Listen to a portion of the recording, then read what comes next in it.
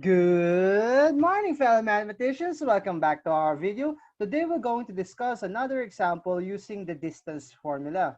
But now, this example will not be that straightforward as the previous examples because this requires a lot of thinking because we will be using a lot of properties in this problem. Now, let's dive into it. Now, halimbawa 4. Verify if the points M, -2, 5, N, 12, 3, and O, 10, -11 are the vertices of a right triangle. Yan, para medyo mahirap ito. Medyo mahirap itong problem na ito. Kasi tignan nyo let's have a solution. Let's have a solution to this one. Ngayon, syempre, ano ba yung given? Yung mga points na to. Let M be equal to -2, 5, N be equal to 12, 3, and O be 10, -11. Tama ba? Yan yung given natin. Ngayon, kung gugustuhin natin, let's visualize this a little bit. Di ba mapapansin mo, kung i-drawing natin siya like this one, di ba? Ito yung M, N, and O. Di ba mapapansin mo, in the first glance, kung yan man ang orientation ng points na yan, it is a right triangle. It is clear. But dyan ba nagtatapos ng solution? Kasi tinatanong lang naman if it is a right triangle? No. We should verify it using the properties of a right triangle. Ano ba alam natin na properties ng right triangle? You guessed it, correct, the Pythagorean theorem. What is the Pythagorean theorem? It is if this is the side A, this is the side B, and this is the side C, this is A squared plus B squared is equal to C squared. Kaso may mga pangalan siya, di ba? This is segment MN, the distance between segment MN squared plus the distance between segment ON squared is equal to the distance between segment MO squared. Tama ba? Yan yung yung inaano ng Pythagorean theorem. So, basically, we need to show this, that the sides formed by these distances actually satisfies the Pythagorean theorem, or they are called Pythagorean triples. For example, ano ba mga Pythagorean triples na alam natin? Di ba yung 3, 4, and 5? Bakit? Kasi they satisfy the Pythagorean theorem. 3 squared plus 4 squared is equal to 5 squared. Kasi this is 16 plus 9 and this is 25. Tama? They satisfy the Pythagorean theorem. Dapat, ang mga distances na lumabas dito satisfies the Pythagorean theorem para masabi natin ang conclusion na ito ay right triangle. Diba? Yan yung pinaka nasa utak natin before we dive into this problem. Tama? Kumbaga yan yung parang yung working idea natin, 'di ba? Kumbaga yan yung nasa utak natin bago tayo magkaroon ng formalities dito sa gilid. Ngayon, 'di ba? Yun yung goal natin. Mapakita yung mga distances na ito ay magsasatisfy ng Pythagorean theorem. Ngayon, lagyan natin ng paragraph. To determine if these points are vertices of a right triangle, the distance MN, MO, medyo magkadikit yung ano, and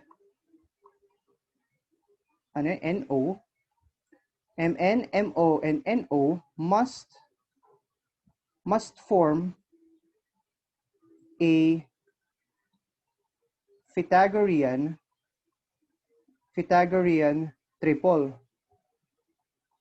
triple. Three numbers three numbers that satisfies the Pythagorean theorem.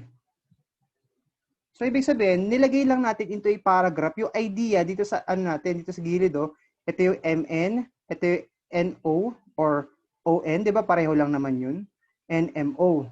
'Di ba sabi kapag segment, pareho lang ang ON sa NO, 'di ba? Tama ba? So 'yon, nilagyan natin ng paragraph. Ngayon, 'di ba given na 'to. Hindi pa natin alam kung nasa-satisfy itong property na 'to. Una sa lahat, itong property na 'to. Ngayon, kunin muna natin yung MN, ON, saka MO. Find yung A, yung MN, B, which is, sino ba? MO, saka yung C, NO.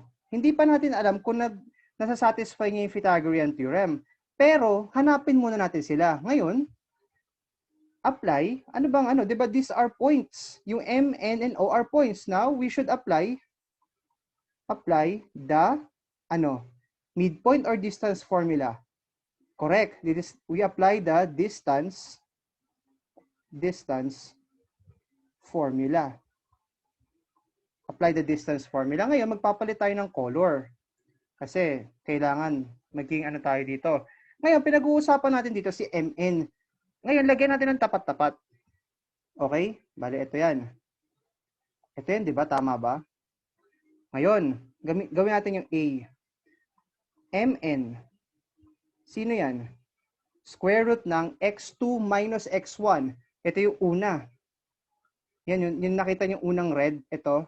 Yan yung x2 minus x1. So, this is 12 minus negative 2 quantity squared plus y2 minus y1. So, 3 minus 5 squared.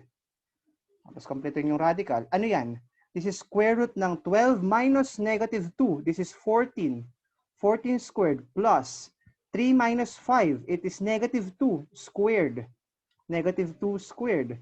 Ano bang 14 squared? 14 squared is 196. So, 196 plus 4. Or, this is square root of 200. Ano ba square root of 200? Diba? We can decompose it into 100 multiplied by 2. Kaya, diba ang 100, pwede mo ilabas kasi it is a perfect square. So, this is 10 square root of 2. Yan yung distance ng MN. Tama ba? Yan yung distance ng MN. Ngayon, kunin natin naman, nagawa na natin to. Ngayon, palit tayo ng color. Let's say color green. Yung MO naman. Ano ba MO?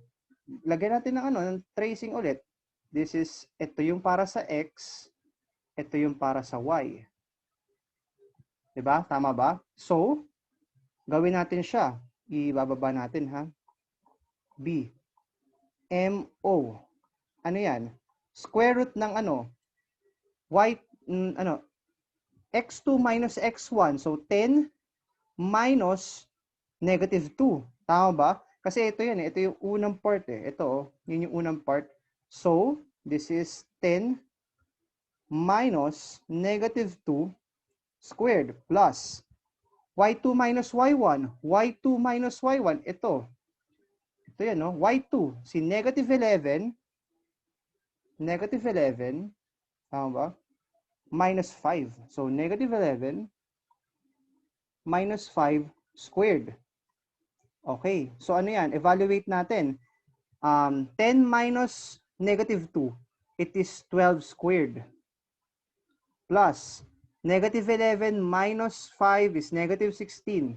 Negative 16 squared. Ngayon, ano yan? Ano yung 12 squared? It is 144. 144 plus, ano yung 16 squared? It is 256. Or, this is square root ng 400. Ano yan? Square root of 400 is obviously 20. Kasi 20 squared, 20 multiplied by 20 is 400. So, nagawa na natin to. Ngayon, punta naman tayo sa segment, yung distance ng segment NO. Ngayon, NO naman tayo. So, let's change the color. Let's have a color blue, NO. So, we have this one. Susunod, this one. This one. So, ano yan? Ano yung C? C. NO. Ngayon, x2 minus x1, x2, which is 10 minus 12. Tama ba? Ito yan, no? Ito, 12 tapos 10. 10 minus 12. So, this is 10 minus 12 squared plus y2 minus y1, y2, negative 11 minus 3. Tama ba?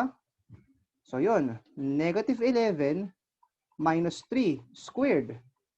So, natin yung radical is equal to the square root of 10 minus 12 is negative 2 squared plus negative 11 minus 3 is negative 14 quantity squared.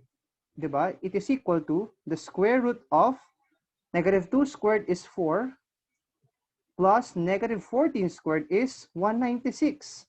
Eh, di ba medyo familiar yung root na dinadaanan natin? This is square root of 200 or square root of 100 multiplied by 2 or 10 square root of 2. So, ito yung segment NO. Ngayon,